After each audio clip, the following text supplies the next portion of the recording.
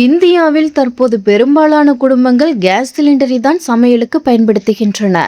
இந்த கேஸ் சிலிண்டரை தடையில்லாமல் பெற வேண்டும் என்றால் பின்வரும் பணிகளை வரும் 15ஆம் தேதிக்குள் முடிக்க வேண்டும்.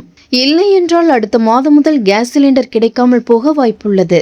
இந்தியாவில் உஜ்வாலா திட்டம் மற்றும் வழக்கமான கேஸ் இணைப்புகள் மூலம் கோடிக்கணக்கான குடும்பங்களுக்கு கேஸ் சிலிண்டர் வழங்கப்படுகிறது. இண்டேன், HP, பாரத் கேஸ் உள்ளிட்ட நிறுவனங்கள் நமக்கு கேஸ் சிலிண்டர்களை வழங்குகின்றன. கடந்த மார்ச் மாதம் ஈரான் போர் காரணமாக இந்தியாவில் கடுமையான சிலிண்டர் தட்டுப்பாடு ஏற்பட்டது. இதனையடுத்து சிலிண்டர் விநியோகத்தில் கடுமையான கட்டுப்பாடுகள் கொண்டுவரப்பட்டன.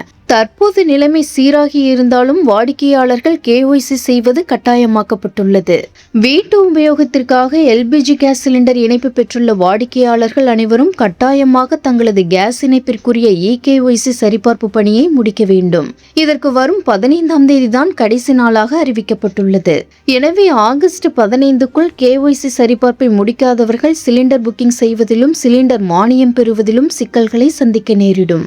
உஜ்வாலா திட்டத்தில் கேஸ் இணைப்பு பெற்றுள்ள வாடிக்கையாளர்களுக்கு மானியம் வழங்கப்படுகிறது.